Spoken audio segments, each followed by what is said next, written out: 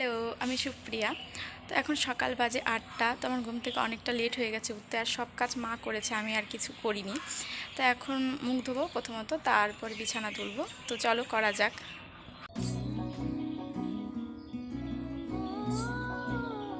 আজকে সকালে তেমন কিছু কাজ ছিল না, কারণ সব কাজই হয়ে গেছে। উঠান ঝাড় দেওয়া থেকে শুরু করে বাসন ধোয়া মাই সব করেছে। আমার যেহেতু একটু বেলা হয়ে গেছে, তো এখন শুধু আমি বিছানাটাই তুলবো।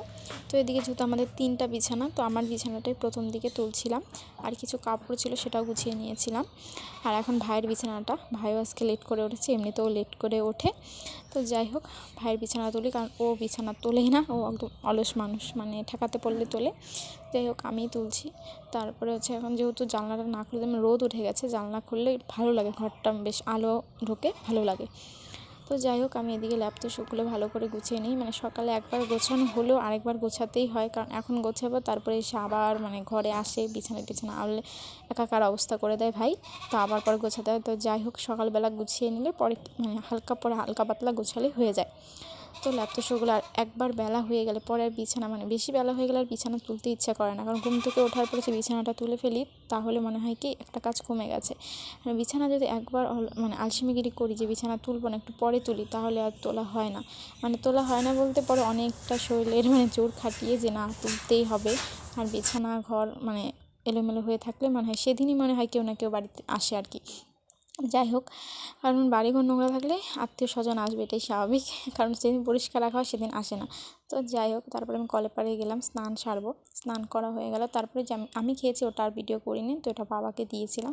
আলু সেদ্ধ আর কালকের তরকারি ছিল, ওটা দিয়ে বাবা খেয়েছে। আর রান্নাঘরটা একটু নোংরা হয়ে আছে, মা কাজ মানে রান্না বান্না করেছে, সবই করেছে, রান্নাঘরটা আমাকে ঝাঁট দিতে বলেছে। এদিকে বারান্দায় কিছু সিমেন্ট মানে ডগা মানে এগুলো তুলে এনেছিল, ওগুলো ছাগল খেয়ে এলোমেলো করে রেখেছে। বাড়িতে ছাগল থাকলে মানে বাড়িঘর একটু নোংরা হবে, এটাই স্বাভাবিক, মানে তুমি যতই গোছাও না কেন নোংরা হবেই। তো যাই হোক, আমি এদিকে বারান্দা ঘর ঝাড় দিয়ে দিলাম।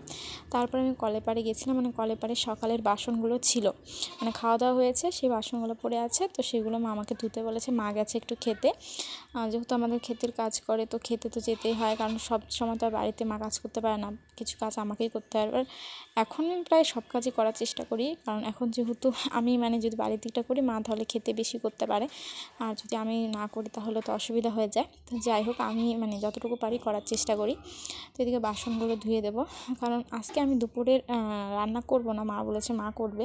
যেহেতু কালকে রান্না করেছে, মানে কয়েকদিন ধরে বেশ আমিই রান্না করেছি, তো মা বলছে তো রান্না করতে হবে না, আজকে আমিই রান্না করব। তো যাই হোক, মা আজকে রান্না করবো। এই যে একটা ভাগ্নি, ও এসেছিলো জলের বোতল মানে জল খাবে, তোকে জলের বোতলটাতে জল ভরে দিচ্ছিলাম। তো যাই হোক, ওকে জল ভরে দেওয়ার পর আমার এদিকে বাসন ধোয়া হয়েই গেছে। এই বাসনগুলো ধোয়া হয়ে গেছে, তো কলে পাড়ে কিছুটা জল দিয়ে দেবো, মানে ভাত টাত মানে ছিটিয়ে আছে, তো ভালো করে জল দিয়ে দিলে মানে পরিষ্কার দেখা যায়।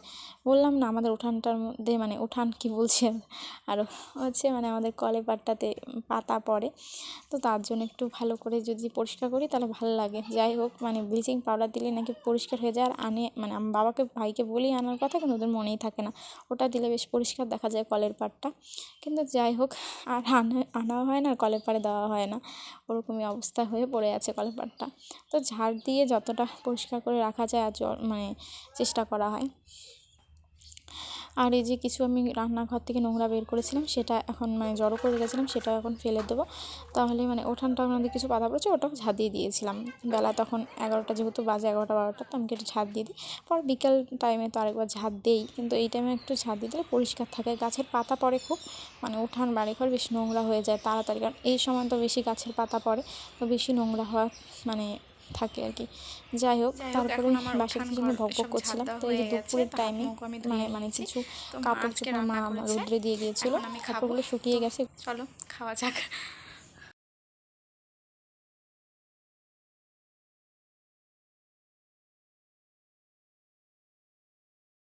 যাই হোক, এখন মা যেহেতু মা আজকে রান্না করবে, তো মা রান্না করেছিল যে মানে সব শাক মিক্স করে পিঠালি, মানে যেটা মাছের পিঠালি বলে, ওটা রান্না করেছে। আর হচ্ছে মাংস ভাত, ওটা দিয়ে খেয়েছি।